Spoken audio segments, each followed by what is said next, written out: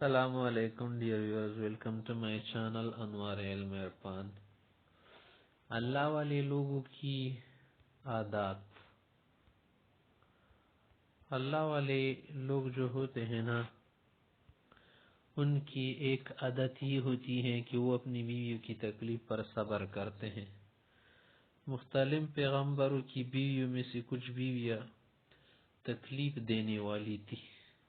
پیغمبر کی بیوی بدکار تو نہیں ہو سکتی، ہاں اخلاق کے اعتبار سے بد اخلاق ہو سکتی ہے، تو پیغمبروں نے ان پر صبر کی، ان پر کیا کر دیا، برداشت سے کام لیا۔